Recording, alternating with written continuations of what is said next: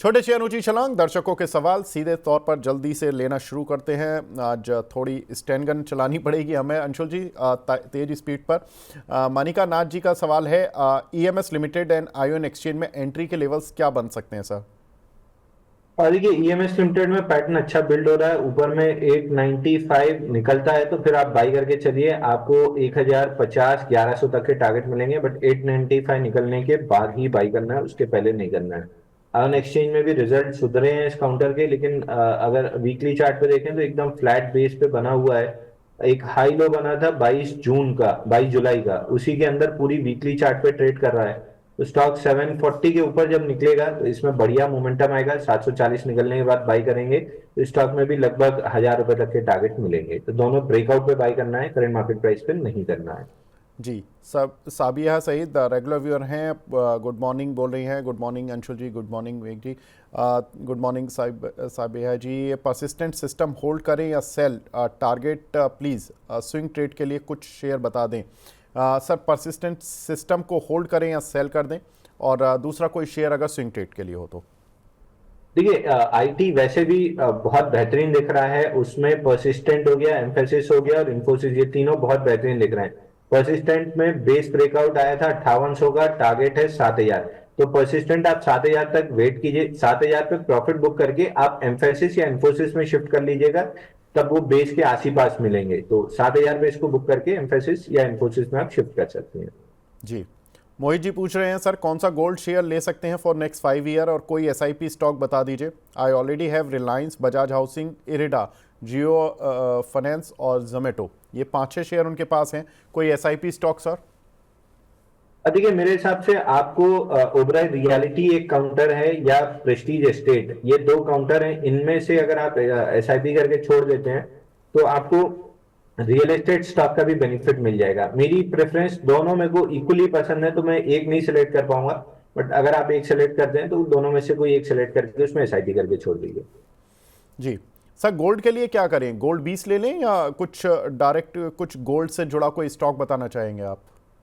देखिए गोल्ड 20 ले लेना ज्यादा बेहतर है, और बल्कि मैं आपको कहूंगा गोल्ड से ज्यादा तेजी आपको सिल्वर में खेलने के लिए मिलेगी, क्योंकि ये जियोपॉलिटिकल टेंशन खत्म होने के बाद गोल्ड वापस कंसोलिडेशन में चला जाएगा। ऐसा नहीं कि गिर जाएगा, बट कंसोलिडेशन में चला जाएगा। ये ईवी बैटरी ये सब प्ले की वजह से सिल्वर अब ना बुलियन से ज्यादा इंडस्ट्रियल मेटल होने लगा है, तो उसमें ज्यादा तेजी मिलेगी। तो आप सिल्वर 20 अगर धीरे धीरे एक्यूमुलेट करते हैं तो आपको एकदम से उसमें बड़ी तेजी मिलेगी।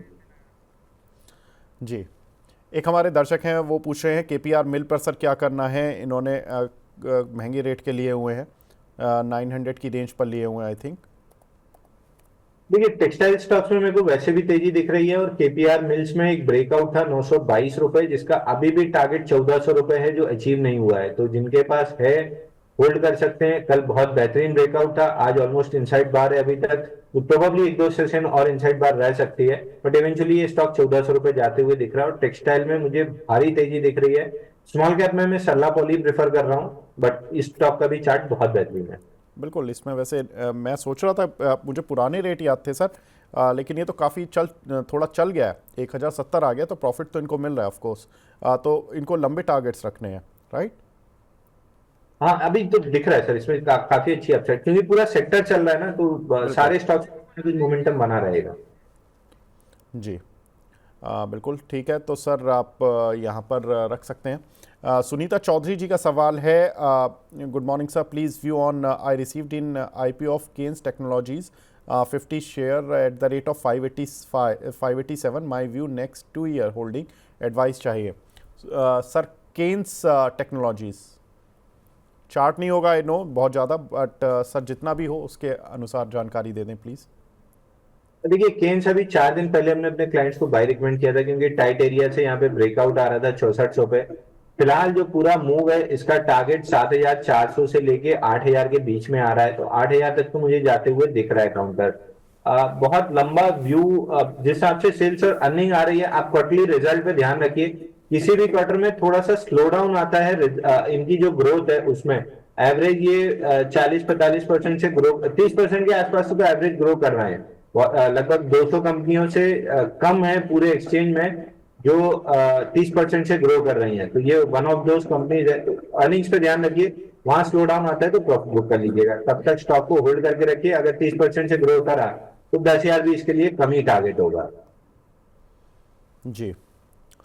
एक हमारे दर्शक हैं वो पूछ रहे हैं यहाँ पर, आई वुड रिक्वेस्ट कि साबिया जी, मणिकनाथ जी, बहुत आपके सवाल आ रहे हैं, मैं ऑलरेडी ले चुका हूँ सर आपके, तो कृपया करके अब अपने सवाल बंद कर दीजिए, बाकी लोगों का भी नंबर आने दीजिए। विजय चौधरी जी का सवाल मिस हो गया। मनीष गुप्ता जी का सवाल है सर, गोपाल स्नैक्स पर 452 के लिए हैं, क्या करना चाहिए? और देखिए आईपीओ बेस ब्रेकआउट आया था स्टॉक में 384 पे, लगभग 550 का टारगेट था, 520 का हाई बना के स्टॉक वापस से नीचे आने लगा है। इंपॉर्टेंट सपोर्ट जोन आज टेस्ट की है 380 की। अगर ये 370 380 होल्ड कर लेता है तो ये वापस से ऊपर में आपको कहीं भी 444 में मिल जाएगा। रिजल्ट इनका सितंबर क्वार्टर में ठीक आया है, उसके बाद भी रिएक्शन बहुत अच्छा नहीं है स्टॉक का। मे भी एक आध क्वार्टर और देखना पड़ेगा, क्योंकि जो एफएमसीजी में इनपुट कॉस्ट बढ़ रही है वो सभी के लिए बढ़ रही है, उसकी वजह से हो सकता है मार्केट डाउनसाइड में रिएक्ट किया हो। तो 380 370 जब तक होल्ड है, 444 आने की चांसेस काफी आई है। जी। आमिर अली साहब पूछ रहे हैं, जीएमआर एयरपोर्ट सर 100 तक जाएगा क्या? 96 की बाइंग है, 1500 शेयर हैं। और देखिए जीएमआर एयरपोर्ट अगेन वही 92 96 के ऑड लेवल्स पे जो ब्रेकआउट फेल हुआ है, बॉक्स बना के उसके ऊपर सस्टेन जरूर कर रहा है 82, लेकिन इवेंचुअली स्टॉक गिव अप कर देगा। तो आप फिलहाल 81.5 का क्लोजिंग बेसिस स्टॉप लॉस ले लीजिए। 92.55 तक अगर पुल बैक मिलती है तो एग्जिट करने की कोशिश कीजिए। डाउन साइड में 70 रुपए 50 पैसे आते हुए दिख रहा है। जी। मिताली बर्मन जी बोल रही हैं, गुड मॉर्निंग सर, मैं अंशुल सर की बहुत बड़ी फ़ैन हूँ। Thank you Mitali ji. And sir मेरे पास डोनियर इंडस्ट्रीज़ के 100 शेयर हैं 139 के प्राइस के, क्या करें? और ऑर्बिट एक्सपोर्ट में फ्रेश एंट्री कर सकती हैं क्या? अंशुल जी पहले तो आपको कॉम्प्लीमेंट दे रहे हैं, तो आप कुछ कहना चाहेंगे, उसके बाद आपकी राय डोनियर पर और ऑर्बिट पर। देखिए सर, शेयर बाजार में जब आप स्टॉक रिकमेंड करते हैं ना, तो आप फुटबॉल में गोलकीपर की तरह होते हैं। कितने गोल बचाए ये कोई याद नहीं रखता, कितने में स्टॉप लॉस कटा है ये सब याद रखते हैं। अगर आप तारीफ कर रही हैं तो मैं उसको दोनों हाथ से बिल्कुल स्वागत करूंगा। और आपको याद होगा last week, before last week भी मैं कह रहा था टेक्सटाइल में काफी तेजी डेवलप हो रही है, लेकिन मैं स्टॉक्स नहीं आइडेंटिफाई कर पा रहा हूँ। इस वीकेंड पे हमने काफी स्टडी की है, मंथली और वीकली चार्ट्स, तो 5-6 स्टॉक निकल के आए हैं जो हमको टेक्सटाइल में या इस सेक्टर में अच्छे लग रहे हैं। पहला है पीडीएसएल, दूसरा है वर्धमान टेक्सटाइल वीटीएल, तीसरा वेल्सपन लिविंग, मयूर यूनिकोट, रूबी मिल, डॉनियर उसमें से एक है, और लास्ट आता है सल्ला पॉली। सल्ला पॉली क्योंकि स्मॉल कैप में फॉल्ट करता है, इसलिए मेरे को ज्यादा पसंद है, क्योंकि मैं स्मॉल कैप ट्रेड करता हूँ। तो डोनियर आज आप देखिए ऑलरेडी अपर सर्किट में चल ही रहा है। वॉल्यूम 2.3 मिलियन है, जो 6500% rise against 50 day moving average. तो बेहतरीन स्ट्रक्चर है, बेहतरीन ब्रेकआउट है। ये काउंटर 1-1.5 साल अगर आप रखते हैं तो कहीं भी 300 रुपए प्लस के टारगेट दे देगा। तो आउट ऑफ ऑल सल्ला पॉली, डोनियर, ये काफी अच्छे लग रहे हैं। बाकी ये 6-7 नाम जो हमने लिए हैं, इनमें हम रेगुलर बाई कॉल्स इनिशिएट करते रहेंगे, क्योंकि इन कंपनियों की अर्निंग सेल्स ठीक आ रही हैं, दूसरी चार्ट पैटर्न बहुत अच्छे लग रहे हैं। ठीक है, तो सरला पॉली यहाँ पर 124 रुपये का शेयर चल रहा है, यहाँ पर अंशुल जी बुलिश है। आगे देखते हैं कि काउंटर कहाँ तक जाता है। कुछ और सर, ऑर्बिट एक्सपोर्ट पर इनका सवाल और रह गया। देखिए ऑर्बिट एक्सपोर्ट अगर आप देखेंगे तो यहाँ भी रिजल्ट इनके काफी सुधर के आए थे, उसके बाद चार्ट में ब्रेकआउट ठीक बना है। मोमेंटम चेस करना है तो कर सकते हैं, 299 325 तक जा सकता है, बट अब डेली मूविंग एवरेज से एकदम से स्ट्रेच हो गया है 200 से 280, तो मैं फ्रेश बाइंग की सलाह नहीं दूंगा। जिनके पास है 260 रुपए का स्टॉप लॉस लगा लें ट्रेलिंग बेसिस पे, और 325 तक के लिए लॉन्ग प्ले कर सकते हैं। जी। दीपू डे जी का सवाल है, एनआईटी लिमिटेड सर 217 रुपये के लिए हुए हैं, 6 महीने का व्यू है, क्या करें? देखिए 6-8 महीने का व्यू है तो आपको एनआईटी लिमिटेड छोड़ देना चाहिए, इसको बहुत ज्यादा रोज रोज प्राइस देखने की जरूरत नहीं है। 275 290 रुपए मिल सकता है। शॉर्ट टर्म ट्रेडर्स के लिए 210 रुपए की क्लोजिंग बहुत इंपॉर्टेंट है, जब तक उसके ऊपर सस्टेन कर रहा है। ऊपर 245 मिल जाएगा, 210 के नीचे क्लोज करता है तो एक बार एग्जिट करना पड़ेगा, फिर 188 तक एक पुल बैक आ जाएगी। जी। ध्रुव पाठक जी का सवाल है, सर बीएससी और पुदुमजी पेपर में टारगेट और स्टॉप लॉस बता दीजिए। सर पदम जी पेपर आज हमने फ्रेश बाई कॉल इनिशिएट करके दिया है अपने क्लाइंट्स को। हालांकि हमारे जहां से हमने बाई दिया था वहां से 6% चल चुका है ऑलरेडी। बट ओवरऑल अगर स्टॉक में देखें तो एक फ्लैग पैटर्न का ब्रेकआउट है, और मनी 9 पे हमने 128-30 रुपए से इसको बाई करवाया था, पहली बार प्रॉफिट बुक हुआ था, उसके बाद से कंसोलिडेशन से फ्रेश ब्रेकआउट है। तो काउंटर कहीं भी 240 245 जाते हुए दिख रहा है, तो पदमजी पेपर आपको होल्ड करके चलना चाहिए। जी। और सर बीएससी में क्या कर रहे हैं? और देखिए बीएससी अब मोमेंटम चेज करने वाला हाल हो गया है, तो फ्रेश बाइंग तो नहीं रिकमेंडेड है। जिनके पास है वो 5500 का क्लोजिंग बेसिस स्टॉप लॉस लगा के होल्ड करें। ऊपर में कहीं भी 5900 6200 तक के टारगेट मिल सकते हैं। ठीक है। एक हमारे दर्शक हैं, वो बोल रहे हैं IDFC first bank, Sujeet Majumdar ji हैं। ये 551 शेयर लिए हुए हैं इन्होंने, 65 रुपये 28 पैसे के। सर 3 महीने का व्यू है, क्या करना है? देखिए आईडीएफसी फर्स्ट बैंक में वैसे भी बहुत, ये सारे जितने स्मॉल फाइनेंस बैंक है सब पे मैं बेरिश हूँ। फिलहाल के लिए 61.95 का टारगेट था, वहां से टेस्ट करने के बाद साइडवेज चला गया है काउंटर।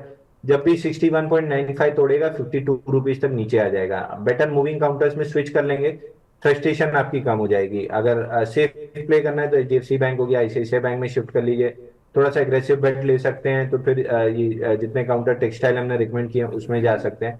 ये काउंटर 4-6 महीने बाद भी ज्यादा से ज्यादा बाउंस बैक में आपको 68-69 दे देगा। कोई पॉजिटिव ट्रिगर आता हुआ नहीं दिख रहा है काउंटर में।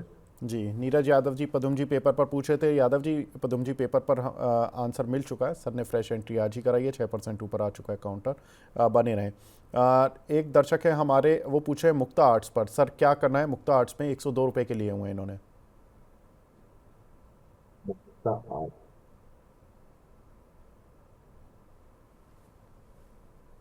और देखिए इस काउंटर में एकदम से पंप आया था ऊपर, 78 से 120 तक गया था, वापस से उतनी तेजी डंप आया है। तो कहीं ना कुछ मतलब सितंबर क्वार्टर रिजल्ट इनके जरूर अच्छे आए हैं, तो एक बार आप उम्मीद कर सकते हैं कि काउंटर में 105 110 तक की रैली आएगी। बाकी चार्ट पैटर्न पे बहुत ज्यादा कुछ नहीं है, और दूसरी सबसे बड़ी दिक्कत है कि 50 डे एवरेज वॉल्यूम ही 17,000 है। तो इसमें पंप एंड डंप आराम से हो जाता है, तो थोड़ा सा लिक्विड काउंटर्स में अगर ट्रेड करेंगे तो मतलब निकलना एंटर करना सारी चीजें आसान रहेंगी। जी। प्रतिमा भट्टाचार्य जी का सवाल है, मद्रास फर्टिलाइजर सर 120 रुपये पर लिए हुए हैं, क्या टारगेट होगा? अरे ये प्री बजट रैली आ रही है, सारे काउंटर्स चलते हुए दिख रहे हैं। मद्रास फर्टिलाइजर में जैसे 106 निकलता है, 120 130 तक की रैली डेवलप होगी, तो मेरे ख्याल से 106 निकालने में शायद जनवरी लगा देगा। तो थोड़ा सा इंतजार कर लीजिए, नीचे स्टॉप लॉस ले लीजिए कहीं भी 90 रुपीज का। जब तक इसके ऊपर है स्ट्रक्चर बुलिश है, 106 निकल के 120 130 मिल जाएगा। जी। रहमत जी का सवाल है, फोर्स मोटर 6600 पर बाइंग है इनकी, क्या करना है सर? और देखिए जितने इसका रिजल्ट ठीक आया था, बट ओवरऑल प्रॉब्लम यह है कि स्टॉक में एकदम वर्टिकल अप मूव थी। अगर यहाँ से देखें मई 2023 से लेके जब इसने टॉप आउट किया था, तो 33 हफ्ते में 650% चला था। उसके बाद से साइडवेज करेक्टिव ट्रेंड में 50% ऑफ पूरी रैली 5836 पे आता है। तो अभी स्टॉक में एक पुल बैक दिख रही है, 7400 तक वहां पे एग्जिट करना चाहिए, क्योंकि नेक्स्ट लेग में ये 5800 रुपए तक आ सकता है। ठीक है। एक हमारे दर्शक हैं, वो जील एक्वा पर सवाल पूछ रहे हैं, सर क्या करना चाहिए इस पर?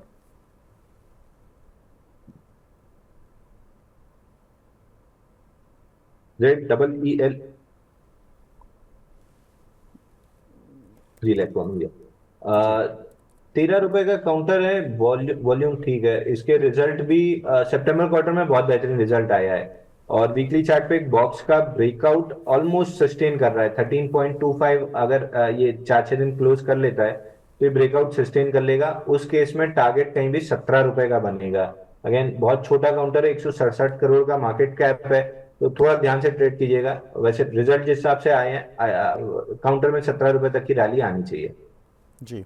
राम सिंह जी बोल रहे हैं 2 लाख रुपए इन्वेस्ट करने हैं सर, 3 साल या 5 साल तक होल्ड कर सकता हूं, आप जो शेयर कहेंगे वहां इन्वेस्ट कर दूंगा जिसमें अच्छा रिटर्न मिले। अंशुल सर आपकी एडवाइस रिक्वायर्ड।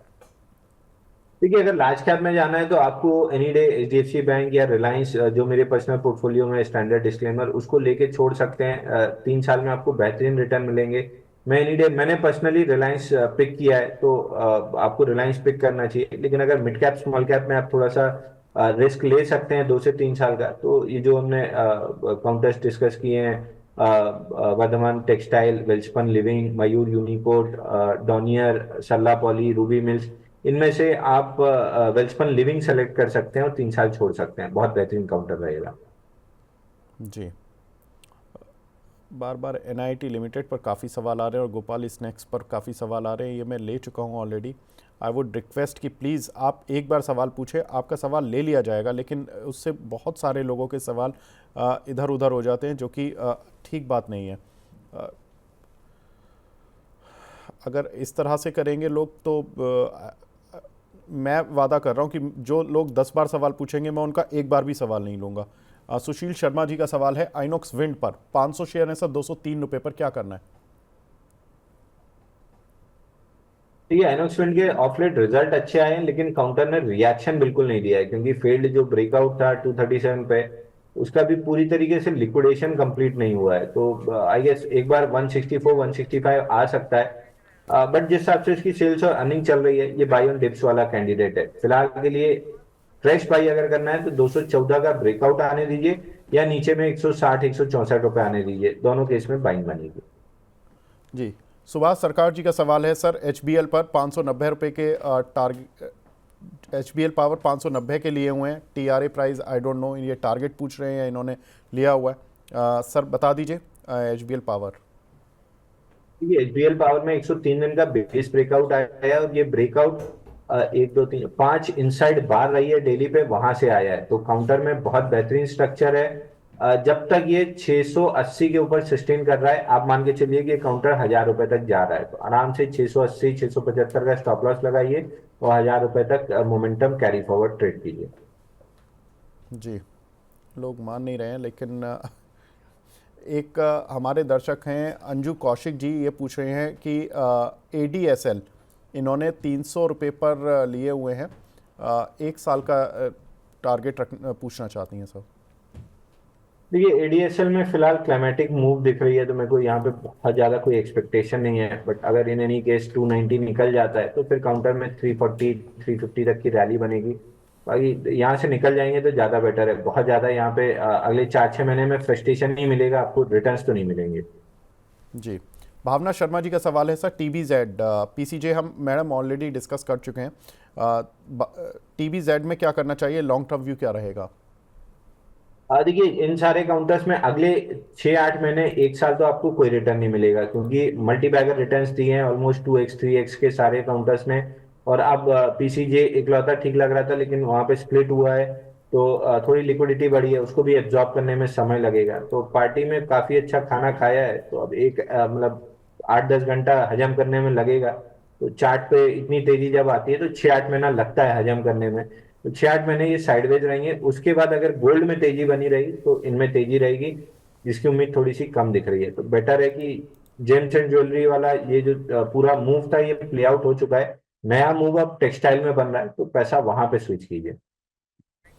जी, अशोक जी का सवाल है, आरईसी पीएफसी बाय करें क्या सर, करंट लेवल्स पर कर सकते हैं? देखिए, अगर आपका नजरिया प्री बजट रैली का है, तो एक बार आरईसी आपको 594 तक मिलने की एक्सपेक्टेशन है। और पीएफसी में प्री बजट रैली अगर चलती है, तो आपको कहीं भी 530 535 तक मिल सकती है। बट दोनों केस में क्या मैं फ्रेश बाई करना पसंद करूंगा? I would avoid this counter. जी, एक हमारे दर्शक हैं बार बार पूछ रहे हैं सर, गोपाल स्नैक्स पर मैं पूछ चुका हूं सर आपका सवाल, गोपाल स्नैक्स पर आप प्लीज़ वीडियो तो देखिए, मेरी रिक्वेस्ट है आप लोगों से। यहाँ पर एक दर्शक हैं सैफ खान जी, ये पूछ रहे हैं एमटीएनएल के सर 12,000 शेयर लिए इन्होंने 58 रुपये 25 पैसे पर, कोई टाइम होराइजन है एक और क्या टारगेट रख सकते हैं?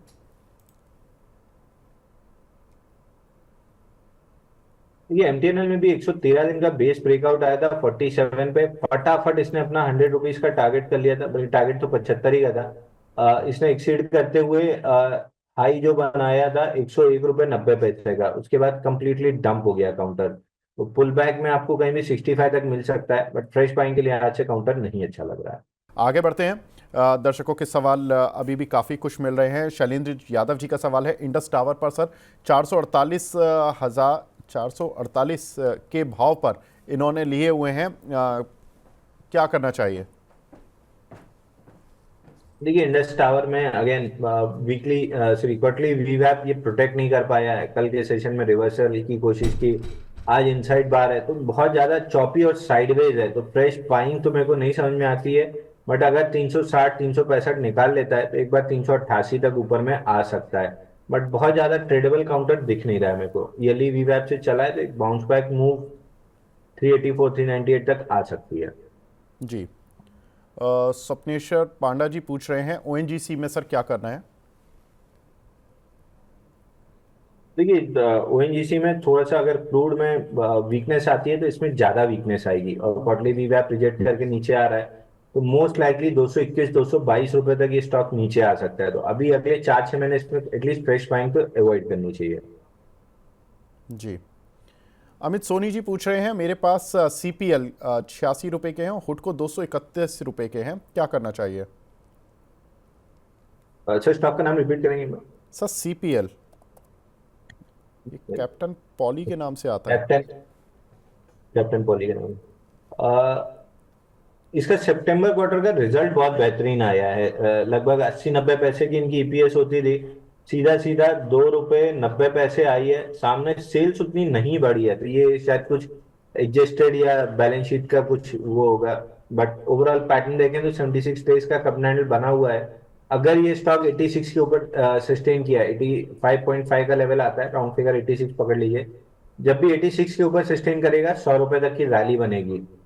प्रीएम्प्टिव बाई नहीं करना चाहिए ऐसे काउंटर्स को, पंप एंड डंप हो सकता है। 86 के ऊपर स्ट्रेंथ प्रूव करने दीजिए, तब बाई कीजिएगा, 100 रुपए तक मिल जाएगा। बिल्कुल, इसमें मैं बता दूं 16 करोड़ की अदर इनकम आई थी, जिसकी वजह से ही इनका प्रॉफिट 16 करोड़ था। अदरवाइज ये कंपनी 4-5 करोड़ के ही प्रॉफिट जनरेट कर रही थी। ऑपरेटिंग प्रॉफिट उल्टा घटा है वाई ओ वाई बेसिस पर, 7 करोड़ से घटकर 6 करोड़ आया। लेकिन अदर इनकम जो कि रेगुलरली 1 करोड़ आती थी वो 16 करोड़ आ गई है। ये किसी भी अदर आइटम की वजह से हो सकती है, तो ये रेगुलर इनकम नहीं होती है। इसकी वजह से नतीजों को बहुत ज़्यादा अच्छे तरीके से नहीं देखना चाहिए, जनरली ऐसा ये व्यू माना जाता है एनालिस्ट कम्युनिटी में। आगे बढ़ते हैं। एक हमारे दर्शक हैं वाजद बजरान जी, J&K बैंक पर पूछें सर, 1000 शेयर है इनके पास। ये J&K बैंक भी फिलहाल स्लगिश और साइडवेज है प्री बजट रैली में। हालांकि 92.8 के मेजर सपोर्ट से बाउंस कर रहा है, तो 90 सॉरी 107 108 रुपए तक जा सकता है। अगर उसके ऊपर ब्रेकआउट मिला और प्री बजट रैली का एक्सटेंशन मिला तो 124-25 मिल सकता है। बट अगेन वही है, वीकनेस प्ले करने वाली बात है, जो मैं जनरली अवॉइड करने की सलाह देता हूँ। जी। एक हमारे दर्शक हैं वो मनाली पेट्रो में पूछ रहे हैं कि एवरेज कर सकते हैं क्या, घाटे में है? और देखिए मनाली पेट्रो में आप बहुत पंप एंड डंप वाला काउंटर रहा है, एकदम से लोअर लेवल से, जिसको हम डेड कैट बाउंस कहते हैं। वीकली चार्ट पे बनी 55 रुपए से 110 रुपए गया और वापस वहीं आ गया है। तो फ्रेश बाइंग तो नहीं करना चाहिए। अगर आपके पास है और पुल बैक में कहीं भी 74-75 के लेवल मिलते हैं तो एक बार दोबारा सवाल पूछ लीजिएगा। फ्रेश बाइंग तो बिल्कुल नहीं समझ में आ रही है। जी। सारांश जी हमारे रेगुलर व्यूअर हैं, जेके लक्ष्मी सीमेंट पर पूछ रहे हैं, 890 रुपये के लिए हुए हैं, क्या करना चाहिए सर? 1 साल का व्यू है। देखिए आपको एक ही काम करना चाहिए कि व्यू को 1 साल की जगह 2 साल कर लीजिए और इसको डीमेट में डाल के भूल जाइए, क्योंकि टेक ओवर कैंडिडेट में ये बहुत बेहतर टेक ओवर कैंडिडेट होगा। और मेरे ख्याल से जब तक ये टेक ओवर होगा और ये सारी चीजें इसमें प्ले आउट होंगी, स्टॉक कहीं भी 1500-1600 रुपए के प्लस के टारगेट्स दे देगा। तो सीमेंट को आप टेक्निकल या फंडामेंटल के लिहाज से प्ले करने की जगह स्टोरी जो बिल्ड हो रही है टेक ओवर वाली, बिरला वर्सेस अदानी वाली, उसमें प्ले आउट होने दीजिए। ये स्टॉक आपको 1500-1600 रुपए आराम से मिलेगा। जी। त्यागराजन जी हैं, ये पूछ रहे हैं आईओएन एक्सचेंज में सर क्या आपका व्यू है? और देखिए आयन एक्सचेंज, जैसा हमने अभी डिस्कस किया कि इसमें ब्रेकआउट जो बनेगा वो 740 के ऊपर बनेगा, तब बाई करके चलिए। 1000 रुपए तक का मूव आपको मिलेगा। क्वार्टरली रिजल्ट इसके ठीक ठाक आ रहे हैं। जी। एक हमारे दर्शक हैं निताई जी, ये पूछ रहे हैं ओरिएंट टेक्नोलॉजीज़ 370 के लिए हुए हैं, 400 इनकी क्वांटिटी है, क्या करना है सर लॉन्ग टर्म व्यू? देखिए ओरिएंट टेक्नोलॉजी का बहुत ज्यादा चार्ट मेरे पास है नहीं। जितना चार्ट है उसमें ऐसा लग रहा है कि प्रॉफिट बुकिंग अब स्टार्ट हो रही है इस काउंटर में, नीचे 388 तक आ सकता है। तो आई वुड सजेस्ट कि आप एग्जिट कर लें, ताकि वैसे भी स्टॉप लॉस अगर लगाएंगे जो इमीडिएट चार्ट पे देखें स्टॉप लॉस बनता है 411 का, वो हाई लाइकली है कि ट्रिगर हो जाएगा, तो बेटर है कि यहीं पे एग्जिट कर लें। जी, एक हमारे दर्शक हैं वो आइनॉक्स विंड पर पूछ रहे हैं, 162 रुपए के लिए हुए हैं, क्या करना है? और देखिए आइनॉक्स विंड में फिलहाल के लिए तो कोई मूव ऐसा दिख नहीं रही है, या तो 214.15 निकाले तो बाइंग बनेगा, या फिर नीचे में कहीं भी 160 रुपए के आसपास मिले तो बाइंग बनेगा। अभी बिल्कुल मिड पे है, रिस्क रिवॉर्ड फेवरेबल नहीं है तो अवॉइड करना चाहिए। जी, लास्ट सवाल सर, ये कॉनकोर और जस्ट डायल पर इनमें कुछ लेवल्स बता देंगे क्या?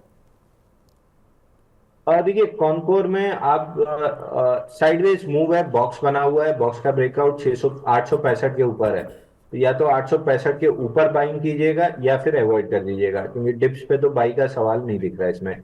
865 निकालता है तो पुल बैक रैली में 940 तक मिल जाएगा, तो उस हिसाब से ट्रेड कर सकते हैं। जस्ट डायल में, जस्ट डायल इसके रिजल्ट अच्छे आए हैं, और वैसे भी जिस ग्रुप का है उस ग्रुप में जनरली रिजल्ट अच्छे ही आते हैं। बट फिलहाल स्टॉक में 960 तक की डाउन मूव दिख रही है, 960 के अराउंड एक बार बाइंग ट्राई की जा सकती है।